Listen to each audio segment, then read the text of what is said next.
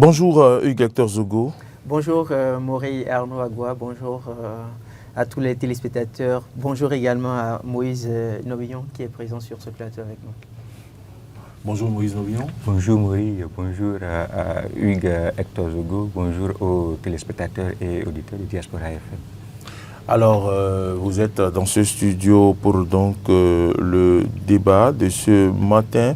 Hugues Hector Zogo, nous constatons que le quotidien Matin Libre ce matin parle de réformes politiques sous talon et le quotidien écrit salaire et indemnité politique en augmentation. Le quotidien n'a pas pu préciser clairement, Moïse Novillon, les salaires que gagnent les députés, que gagnent donc les ministres, que gagnent, voilà, quelles sont les indemnités. Le quotidien n'a pas pu préciser tout cela.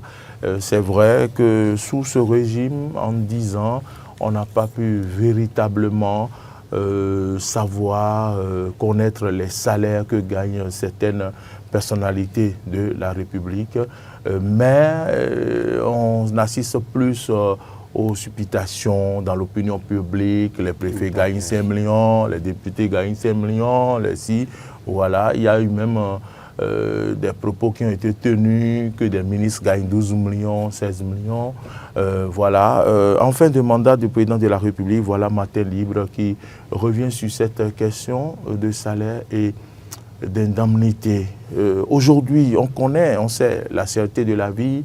À un moment donné, le président n'en parle pas suffisamment. Il y a eu, les salaires ont été revus en hausse, même si certains disent que c'est les primes qui ont été reconverties d'une façon ou d'une autre pour pouvoir donc augmenter un peu plus les salaires. Nous sommes à la fin du mandat du président de la République. Voici la lecture que refait Matin Libre ce matin avec l'augmentation des salaires et indemnités. Dites-nous un peu l'analyse que vous en faites.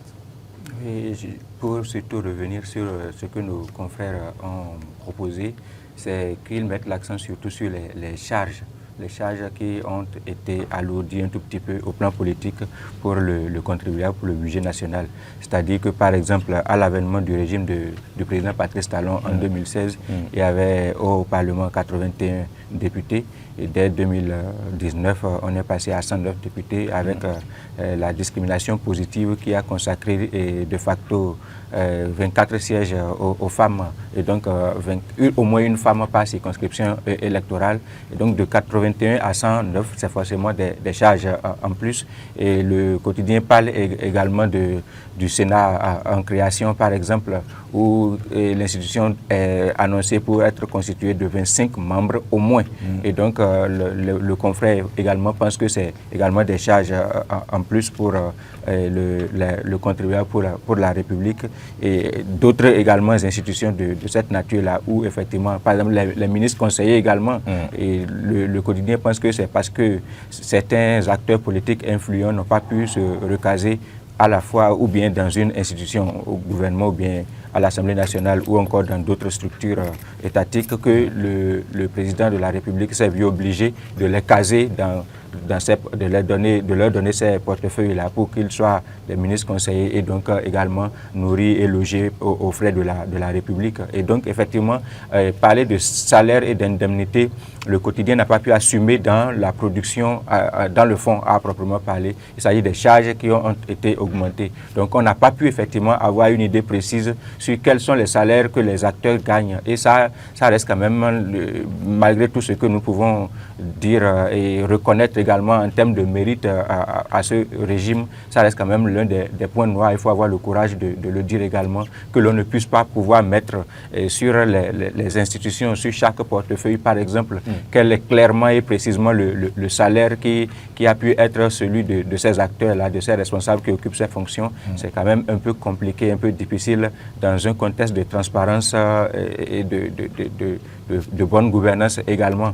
Je n'ai pas pu savoir précisément quelles ont été les vraies motivations pour que ces informations-là puissent demeurer des informations de couvent sur quand même 10 ans de gouvernance et que les citoyens soient livrés à eux-mêmes pour être dans les supputations, comme vous voyez tout à l'heure. Et ça va dans tous les sens. Les préfets qui seraient à tel million de salaire le mois, les ministres du gouvernement qui auraient même une disparité de traitement. C'est parce qu'officiellement, il n'y a pas une version, officiellement, il n'y a pas une information, que ça va dans tous les sens et que chacun se permet de dire ce qu'il a envie de dire.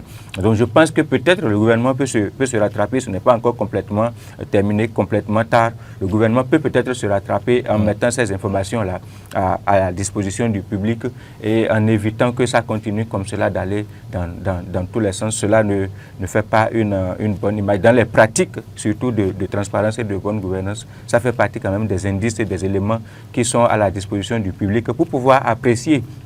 Parce que, effectivement, les travailleurs, c'est sur la base des rumeurs. Un ministre gagnerait 8 millions, un autre gagnerait 16 millions, un autre 10 millions, un autre 5 millions. Ouais, c'est beaucoup de rumeurs à la fois qui parfois fondent les contestations et les frustrations dans l'opinion, surtout au niveau des fêtières, des organisations des travailleurs qui chaque fois en demandent en général plus parce qu'ils se disent que, vous voyez, les politiciens sont quand même très bien et grassement payés. Il est même à un moment donné arrivé qu'on suppose ou bien qu'on dise. C'est arrivé dans l'opinion comme cela. C'est difficile pour nous, même ici, en tant qu'analystes sur un média très respecté comme Eden TV, de pouvoir aborder ce sujet-là en restant en l'air, parce que, et en ne rapportant que des ragots, parce qu'il a été dit même que des suppléants, les suppléants des députés, donc, qui ne siègent pas en réalité, qui ne siègent qu'en cas de désistement ou bien de départ, par exemple, d'un député, serait même payé mensuellement, aurait des fiches de paye. C'est pas serait, puisque Candide Azanahi l'a confirmé. Justement, il l'a confirmé. Oui, la parole de Candide Azanahi, c'est non, il l'a confirmé parce que lui, il a été ministre et il avait un suppléant qui était Guy Mitokbe, et il en parlait que même en tant que son suppléant, il gagnait donc de l'argent. ce sont des pratiques, peut-être que c'est des pratiques qui n'étaient pas toujours publiques, hein, mais sur ces cas-là particulièrement, vous voyez, quand ça fait débat comme cela, ce n'est pas bien. Il faut quand même que le gouvernement puisse situer l'opinion, nous tous en tant que citoyens du pays, afin que nous puissions avoir des éléments d'argumentation, des éléments d'appréciation. Puisque le journal qui en parle aussi n'a pas des éléments avérés pour pouvoir le gouvernement titre clairement salaire et indemnité, mais en réalité pour parler simplement de charges qui ont été élargies. Ce n'est pas en réalité en termes de salaire, d'indemnité que le journal a produit, a développé le contenu de son article. Parce qu'effectivement, il n'y a pas d'éléments, il n'y a pas de données sur lesquelles il faut pouvoir s'appesantir. Et je pense que c'est vrai que peut-être les valises d'argent, entre guillemets, comme les acteurs politiques, y compris le chef de l'État même a pu le répéter à quelques occasions, les valises d'argent n'ont pas peut-être circulé entre l'exécutif et le législatif, ou bien entre l'exécutif et le judiciaire ces temps-ci. Peut-être que les salaires ont été revus à la hausse en conséquence pour compenser effectivement peut-être cette pratique-là et ce déficit-là. Qui suis-je pour l'affirmer? Je l'analyse, j'essaie d'apprécier, de voir. Et donc, certainement que le gouvernement va peut-être tenter de se rattraper pendant qu'on est en fin de mandat, en fin d'exercice. Il n'y a plus en réalité quelque chose à cacher en cette matière. Et même si c'était le cas que les salaires ont été grassement augmentés et surtout le personnel politique aurait été correctement et grassement nourri, que ce serait quand même très intéressant que l'on puisse nous dire quelles ont été les réelles raisons, les vraies motivations. Vous voyez, ça va être très intéressant. Même, il paraît même que les députés, les anciens députés, c'est comme si les députés vont à la retraite, quoi. Il paraîtrait que les anciens députés soient toujours payés et entretenus par les salaires, par le budget national. Vous voyez, tout ça, c'est des informations qu'il faut démentir ou confirmer. Comme on n'était pas en voyage, on sait bien que les députés ont souhaité avoir une retraite. Ils ont introduit à l'époque une loi pour ça qui n'a pas prospéré, mais je ne sais pas si en temps les choses ont évolué. Je ne saurais le dire. C'est tellement délicat que voilà, en tant que journaliste, c'est notre devoir. Si pouvoir public veut nous aider, de nous aider à comprendre et à éclairer la lanterne des populations qui veulent en savoir davantage. Hugues Hector Zogo, apparemment, bon, vous êtes un peu enrhumé, je comprends que c'est un moment difficile, même pour moi aussi, oui, sur le plan de la santé, mais ça va, on tient bon. Hugues Hector Zogo, voilà, vous avez écouté le développement de Moïse Novillon. Qu'est-ce que vous pensez aujourd'hui? Vous ne pouvez pas dire avec précision ce que gagnent les ministres, ce que gagnent, voilà. Le quotidien Matin Libre en parle ce matin et trouve que les charges ont augmenté pour l'État. Alors, je vais peut-être vous surprendre en abordant deux éléments fondamentaux. Le premier, c'est qu'en réalité, si nous en sommes arrivés là, c'est parce que des députés à l'Assemblée nationale l'ont voulu. Ceux que nous appelons les représentants du peuple et qui siègent à l'hémicycle, ce sont eux qui ont voté un test de loi qui fait qu'aujourd'hui, les journalistes n'ont pas cette possibilité assez facile d'avoir accès aux sources de l'information. Vous ne pouvez pas demander un document administratif aujourd'hui et l'obtenir aussi facilement. Parce que celui qui va partager ce document avec vous ne connaît forcément pas la finalité. Et donc, il ne prend pas le risque. Parce que plus tard, dans le feu de l'action, il se peut que lui il se retrouve interpellé. Et justifie ce pourquoi il a pu mettre ce document à votre disposition. Ça, ce sont des députés à l'Assemblée nationale. Donc, des citoyens béninois qui ont voté ce test de loi. C'est des citoyens béninois qui ont voté ce test de loi. Donc, par finir, parfois, moi, je me dis, en réalité, ce que nous décrions, si c'est bon pour une part de Béninois, avançons. Les gens se permettent de dire, oui, les journalistes manquent d'honnêteté, ne sont pas critiques, ne font pas... Mais ils ne savent pas les difficultés auxquelles les journalistes sont confrontés. Pour mener aujourd'hui une investigation au Bénin, est-ce que vous mesurez un peu tout le temps, toute l'énergie, tous les moyens financiers que le journaliste doit pouvoir mettre en œuvre? Les journalistes ne sont pas critiques. On vous le dira. Même tout à l'heure, on peut même vous appeler, vous dire que... Vous critiques dans quel sens? Oui, mais qui n'apportent pas des éléments de contradiction. Ou bien qui n'attaquent pas le gouvernement. Qui n'apportent pas des éléments de contradiction par rapport aux actions du gouvernement. Mais vous ne le faites pas si vous n'avez pas des éléments tangibles. Pour mener une analyse concrète qui puisse vous permettre de dire, par exemple, sous Patrice Talon, il y a tel montant de détournés, tel que, prenez le cas de M. Martin Assogua, de l'ONG Al-Khayr, puissante organisation non gouvernementale, qui faisait des déclarations à tout va, sous différents régimes. Mais quand la loi a été votée, s'il n'a pas accès aux documents officiels, qu'est-ce qu'il peut dire?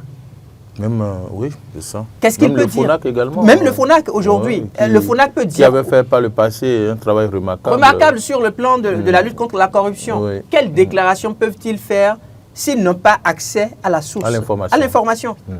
Eh bien, c'est des députés à l'Assemblée nationale qui ont voté ce texte de loi.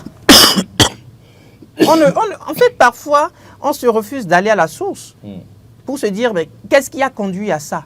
Et on veut juste attaquer des personnes qui, malheureusement, ne se retrouvent... Justement, encore que journaliste, on n'a pas vocation à être dans la contradiction avec qui que ce soit. Merci. Journaliste, nous, on fait Vous notre apportez travail. juste Et si la on a des lumière. informations, ceux qui doivent faire la contradiction, c'est eux qui prennent encore une loi pour empêcher qu'on puisse accéder aux documents qui vont nous permettre de pouvoir éclairer l'opinion, de pouvoir travailler avec eux en plus. C'est ça. Ouais, c'est délicat. C'est très délicat. Donc ça, c'est le premier élément sur lequel je voulais revenir. Le second élément sur lequel je voulais revenir, c'est le timing choisi par l'organe de presse pour donc titrer ça. Vous avez vu, Moïse l'a démontré. Hein. En fait, il y a un autre titre qui est mis, mais le fond de l'article dit pratiquement autre chose. Quand vous lisez le titre, à première vue, vous dites attention, maintenant il faut qu'on ait une idée claire du montant des salaires. Mais vous rentrez dans l'article. Vous n'avez absolument rien qui puisse vous parler effectivement donc de ces salaires-là. Et le timing, je parle du timing parce qu'aujourd'hui, la campagne s'ouvre. Depuis 0 heure, la campagne s'est ouverte dans notre pays. Et donc, vous aurez affaire à une guerre médiatique. Là, c'est une guerre médiatique qui s'ouvre pratiquement. Il faut pouvoir montrer les insuffisances d'accord, du pouvoir en place pour permettre à l'opposition, donc, d'avoir des éléments sur lesquels l'opposition va surfer pour gagner la conscience des Béninois. Sinon, ce dossier, c'est une question dont on a assez parlé.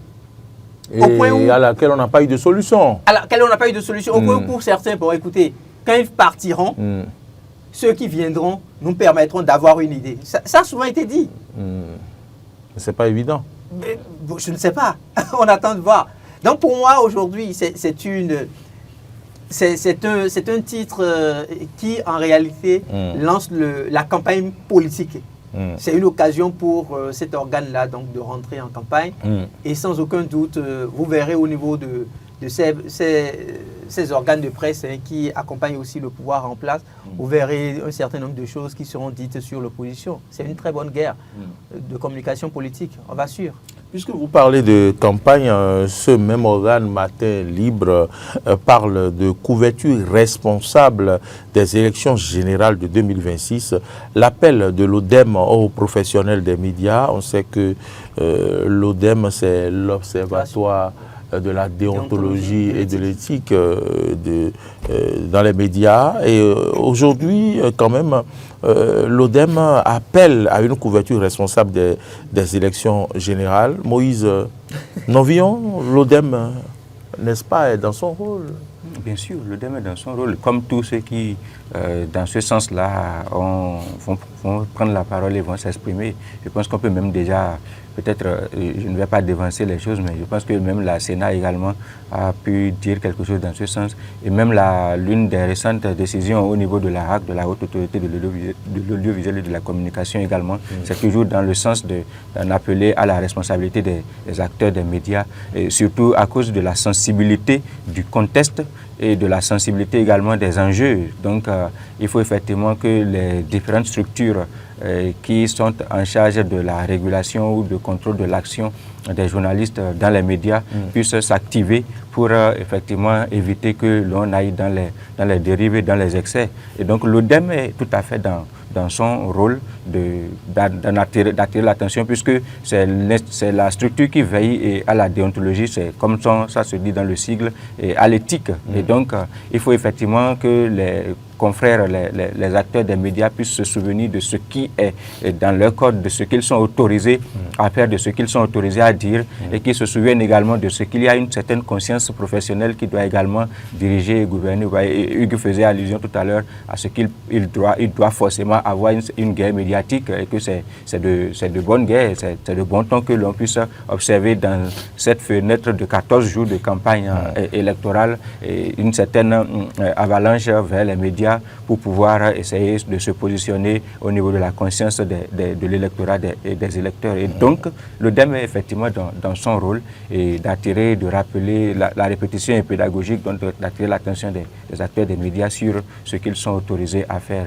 Et je pense que même l'ODEM est allé jusqu'à demander aux acteurs des médias de ne pas avoir peur, de ne pas avoir peur de simplement rester dans le cadre professionnel, dans ce que la déontologie et l'éthique autorisent en tant que professionnel, et de ne pas avoir peur de s'exprimer, parce que apparemment, et Hugues le disait tout à l'heure, comme les journalistes sont devenus la cible, vous savez, les politiciens ont dérogé pendant longtemps à leur responsabilité, jusqu'à ce qu'ils puissent aller, par exemple, autoriser que l'on puisse prendre des tests de loi pour empêcher que l'on accède aux documents officiels, à certains documents officiels, par exemple. Ouais, c'est suffisamment difficile et grave pour permettre aux journalistes de pouvoir faire leur travail avec beaucoup plus de professionnalisme. Et donc, les politiciens, ils ont dérogé à leurs règles. Les citoyens également, ils fuient leurs responsabilités. Et ils oublient, les gens oublient que les citoyens également ont des droits. Ont des droits, et que,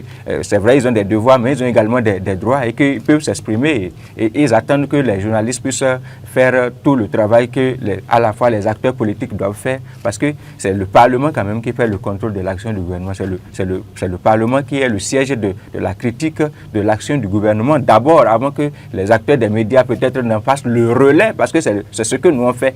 C'est les faits d'abord, nous on vient, on interprète, on commente. Quelle sera la responsabilité des journalistes cette campagne médiatique. Et la responsabilité des journalistes, c'est déjà d'être le porte-voix, de relayer ce que les différentes chapelles, sans distinction aucune, sont en train de mettre à la disposition de l'opinion. Également de traiter, de commenter et également les différentes postures, les différents messages dans le respect strict de ce qui est de la responsabilité des journalistes, des acteurs des médias.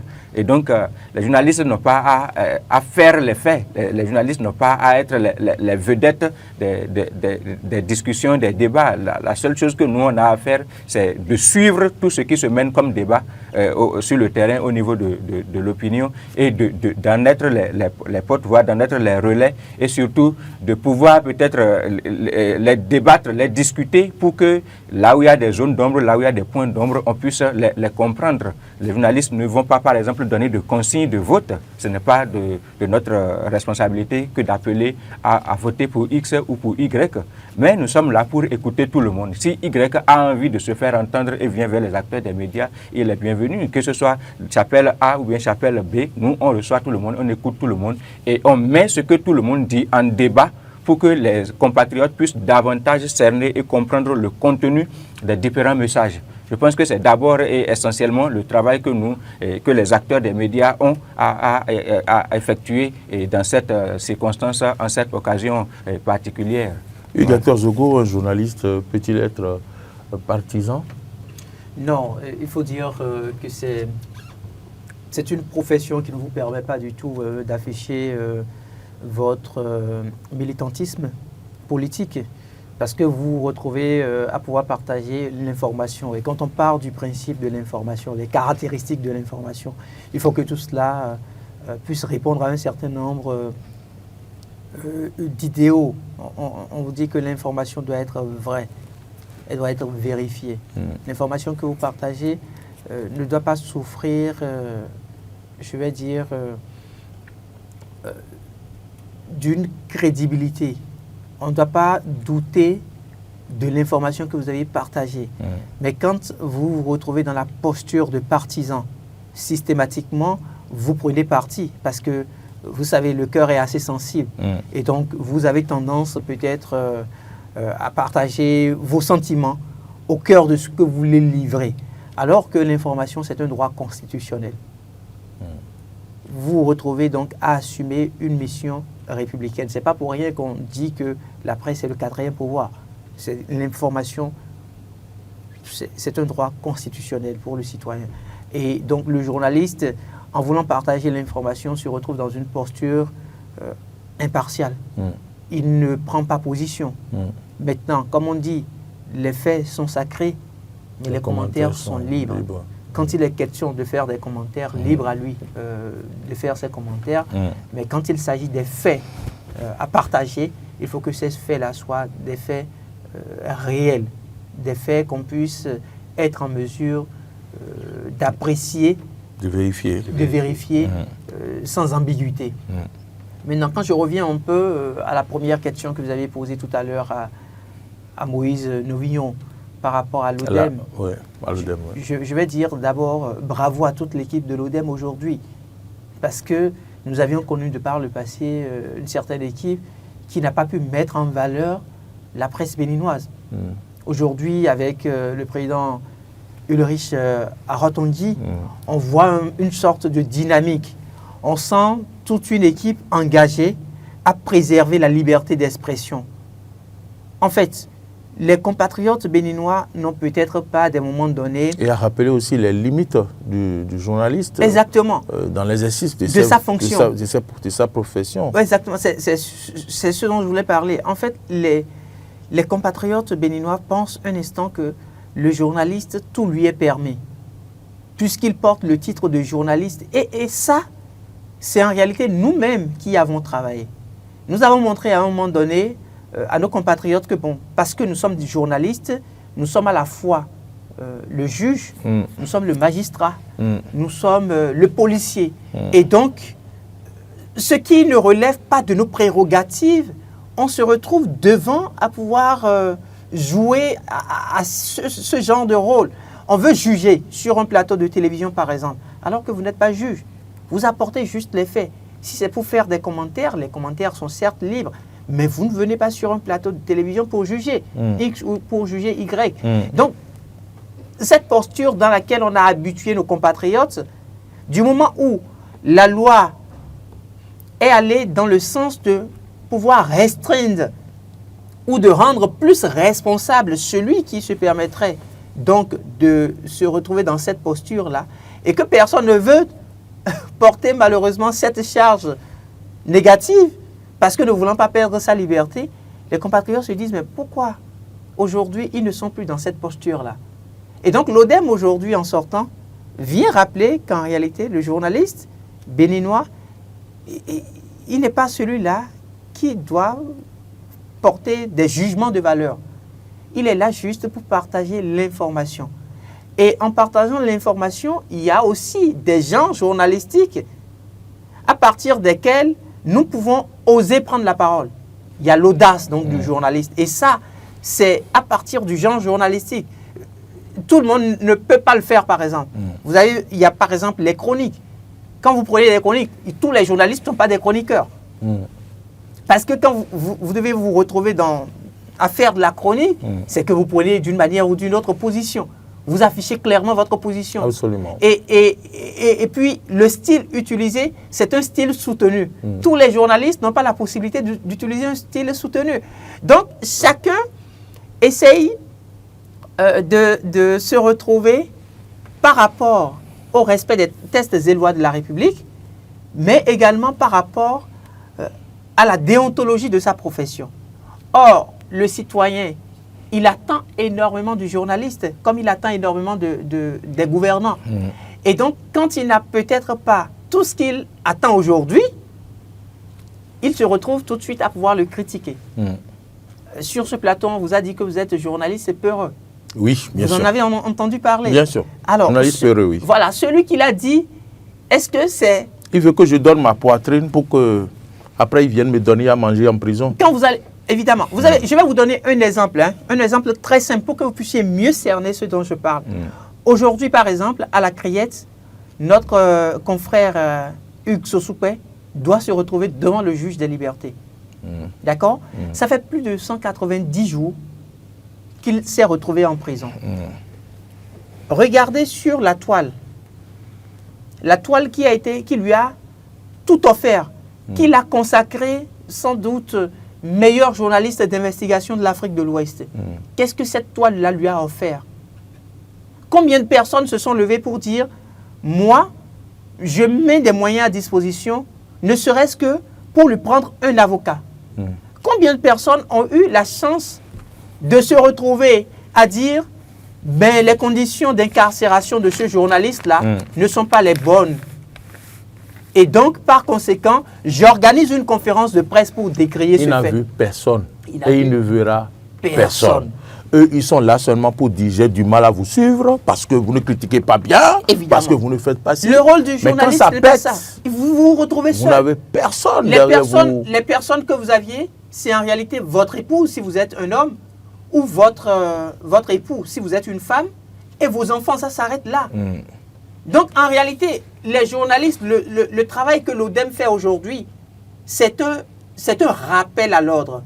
Chers confrères, oui, c'est vrai, vous avez le droit de faire des critiques, vous avez le droit de faire des analyses, mais attention, n'oubliez surtout pas le cadre législatif dans lequel vous vous retrouvez. Et d'ailleurs, dans ce rappel de l'ODEM, le journaliste a un rôle de comment dire, la responsabilité sociale, d'acteur de la paix, oui, c'est ça. À jouer. Oui. Ah oui, il faut pas mettre, vous savez, quand on dit journaliste, on nous donne tellement de pouvoir, on nous donne tellement de comment je vais dire, d'étendue, de responsabilité que ce qu'un journaliste dit, ouais, c'est facile aux gens, c'est facile pour les gens de dire, oui, j'ai entendu sur un tel plateau, j'ai entendu à la radio, j'ai lu dans un journal, parce que on suppose en fait que vous êtes quelqu'un, c'est vous qui avez l'information, et que vous êtes des acteurs de référence, des personnalités de référence, et que vous avez avez le droit et la possibilité, effectivement, d'avoir les informations et surtout les informations souvent vérifiées. Crédible. Et donc, quand vous sortez une information et que vous êtes journaliste, ça va très loin et ça fait son effet. Et donc, les politiciens fuyant les responsabilités et surtout les citoyens également fuyant les responsabilités la plupart du temps, s'attendent à ce que les journalistes jouent tous les rôles. Et donc, dans ces postures-là, si vous, journalistes, vous laissez emballer, si vous laissez emballer surtout, vous voyez, les gens, ils veulent que vous veniez sur un plateau de télé pour dire tel acteur est bien, tel acteur n'est pas bien. Voyez, ils veulent qu'on prononce des sentences sur des plateaux de télé. Si vous laissez emballer par l'euphorie, quand surtout ils vous poussent sur les réseaux, que vous laissez emballer, que vous tombez dans le panneau et qu'on vous prend, vous n'avez plus personne.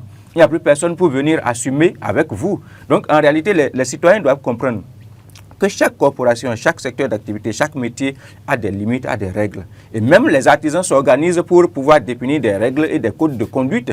Même le collège des coiffeurs, le collège des étudiants. Le collège des étudiants, voilà, ils ont pour avoir des codes de conduite. Même si certains gardent de cuide encore voilà, dans donc la nous n'avons pas la prérogative de venir tout dire, de venir tout faire. Et surtout, nous sommes des agents de la paix, nous sommes des vecteurs de la cohésion nationale. Social. Et donc, nous sommes tenus dans l'exercice de notre fonction. Vous allez voir, avec toute la réserve, avec les pincettes qu'on a dû tenir tout à l'heure pour évoquer la question de salaire, par exemple.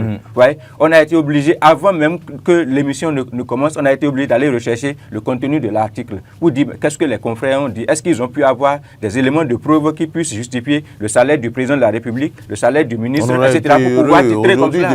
Voilà. On aurait pu dire tel gars ici, tel gars ici, tel gars ici. Donc, à défaut de cela, on a été obligé de rester dans le sillage de ce que le journalisme, le confrère même a proposé avec des pincettes, avec toute la réserve possible pour dire ce qu'on peut dire, pour ne pas mettre le feu à la République, pour ne pas incendier. Notre vocation, ce n'est pas de venir porter des accusations, porter des jugements qui vont pas derrière et en conséquence entraîner ce que certains pensent de notre métier. Voilà, donc, et c'est faire ainsi qui est être bon journaliste selon Il faut que les acteurs, il faut que les compatriotes, ils comprennent cela. Il faut qu'ils puissent nous suivre dans ce que nous sommes. Jusqu'aujourd'hui, on parle encore de cette radio au Rwanda, les 1000 collines, à partir de laquelle cette génocide ou bien ce génocide, est intervenu au Rwanda et c'est en termes de millions de dégâts à la fois de vie et de biens, etc. Donc, nous n'allons pas être là, nous ne sommes pas là pour venir mettre la République en difficulté et mettre la République en danger. Nous, on reçoit les faits, on fait le tri.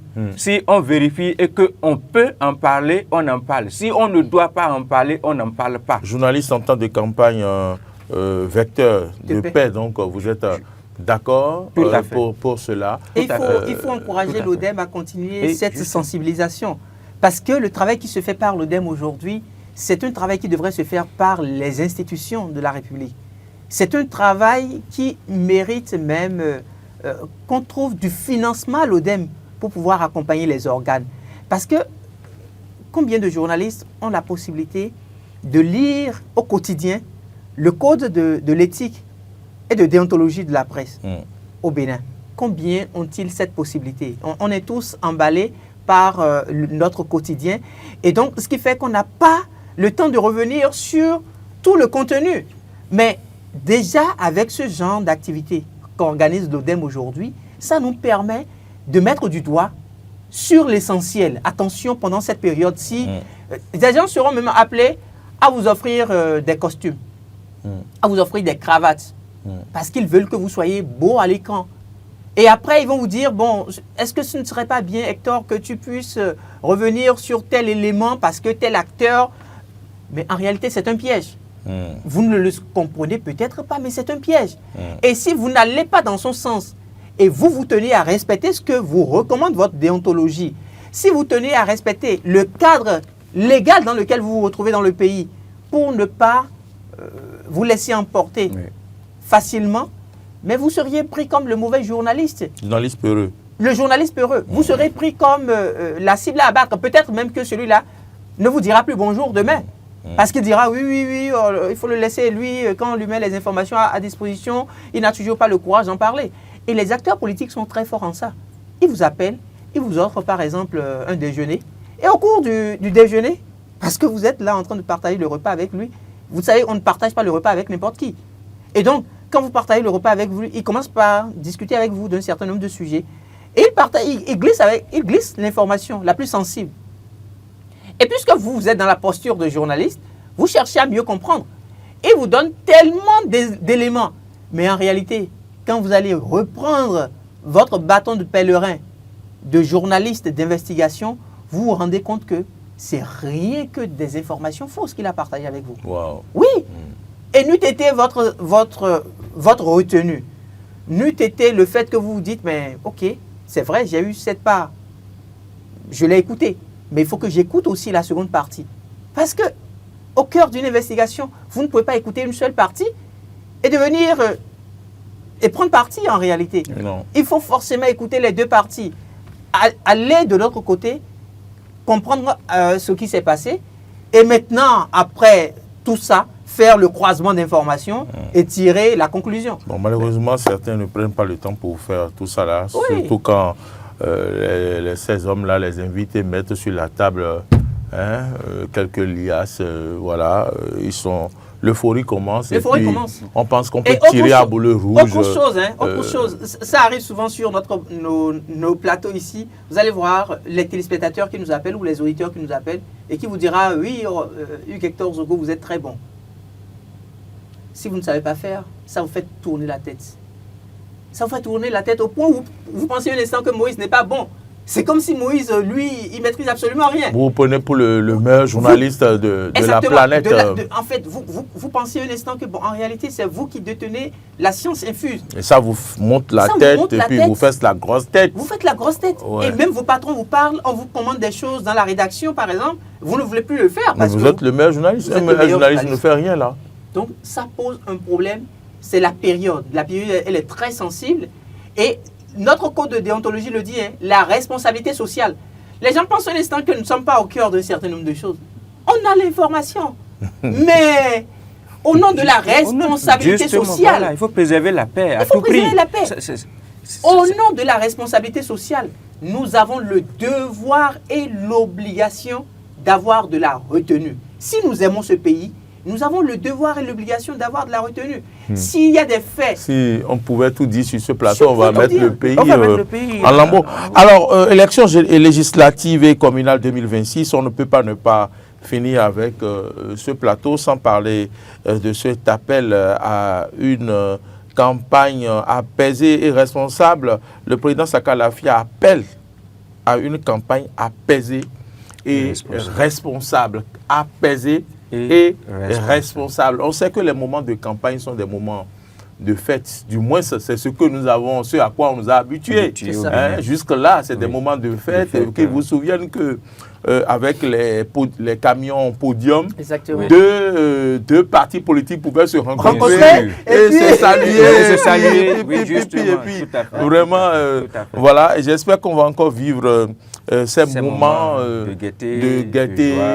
Les campagnes ont un délai, ça commence et ça finit. Donc ce n'est pas la peine de s'opposer, et surtout, de créer de tensions. Et surtout là, c'est le second versant de ce qu'on disait depuis. C'est vrai que tout à l'heure, avec l'ODEM, on s'était appesanti sur les journalistes. Mais le message du président Sakalafi, cette fois-ci, s'adresse à tout le monde, surtout aux acteurs politiques et aux citoyens en général. C'est-à-dire que les acteurs politiques doivent se montrer suffisamment responsables dans les messages qu'il faut tenir. Parce que cette fois-ci, ils ont le droit d'être sur le terrain et en plein temps. C'est-à-dire pendant 14 jours au moins, à plein temps, ils ont le droit d'être sur le terrain et de défendre leurs idées, de défendre leurs projets, de défendre les postures qu'ils ont envie d'assumer sur les mandatures par rapport aux différents postes qui sont envisagés pour les différents acteurs. Et à ces occasions-là, il n'est pas forcément indiqué qu'il y ait de caméras derrière chaque acteur. Il n'est pas également indiqué qu'il y ait de caméras derrière chaque citoyen. Donc, par endroit, par exemple, là où les journalistes ne sont pas, là où les enregistreurs et les caméras ne sont pas en train d'enregistrer, il faut quand même que les acteurs puissent toujours se rendre compte de ce qu'ils ont une responsabilité. Et cette responsabilité-là, c'est de préserver la paix sociale, c'est de préserver l'unité nationale, la cohésion nationale. Et que les messages à véhiculer soient des messages de paix. Dans les débits, vous voyez, les débits où les gens sont déjà à plus de 100 degrés dans le sang. C'est-à-dire que parfois, ça s'emporte très vite. Il faut que, même dans ces occasions, même en ces lieux, même en ces circonstances, les citoyens et les acteurs politiques se souviennent de ce que nous appartenons à une république. Et par-dessus tout, c'est ce qu'il faut préserver, c'est-à-dire l'intégrité du territoire, la tranquillité, la paix que nous sommes en train de chérir depuis plus de 30 ans, et même au-delà, au Bénin. Vous savez, il faut toujours rester dans cet esprit-là, dans cet élan-là, de toutes les façons, que ce soit dans la mouvance ou dans l'opposition ou même dans les médias et dans les autres corporations. Il n'y a que les Béninois. C'est forcément et toujours des Béninois. À partir du moment où le débat n'est pas en train de se faire sous ces angles-là, tout le reste, en fait, c'est des questions, effectivement, d'idées et d'intérêts. Et donc, c'est ceux qui parviennent à convaincre davantage qui enlèvent les mandats. C'est ceux qui parviennent à convaincre qui prennent les intérêts. Donc, il faut surtout chercher les éléments d'argumentation pour pouvoir convaincre. Et non chercher. Vous voyez, convaincre, ce n'est pas forcément avoir raison. Hein. Vous pouvez convaincre. Vous pouvez ne pas avoir raison et parvenir à convaincre et à obtenir l'adhésion des uns et des autres. Et donc, dans les passions, dans les échanges, dans les discussions, il ne faudrait pas que les gens soient portés vers la quête de la raison dans l'absolu. Surtout, il faut chercher à convaincre, à positionner des idées, à positionner des arguments pour pouvoir dire et faire passer ce que l'on croit, ce que l'on veut. Et surtout les acteurs politiques, il faut en appeler, ces dernières années, il y a eu un peu plus d'escalade par rapport à ce qu'on avait l'habitude d'observer. Bon. Oui, parce que, à quoi faites-vous allusion? Oui, parce qu'il y a quand même une sorte de radicalité. Vous voyez, il y a une partie de l'opposition qui a refusé même de se faire appeler opposition et de se faire désigner par le terme résistance. Vous voyez, c'est allé jusqu'à ce niveau-là. Et donc, vous pouvez déjà voir à quel degré de peut-être de frustration certaines personnes ont déjà amené le débat public. Et donc, en cette circonstance, en ces occasions où les enjeux sont encore plus relevés, je pense qu'il va falloir faire attention au message qu'il faut véhiculer, qu'il faut sortir. Il ne faut pas être dans le jusqu'au-boutisme, dans l'absolutisme.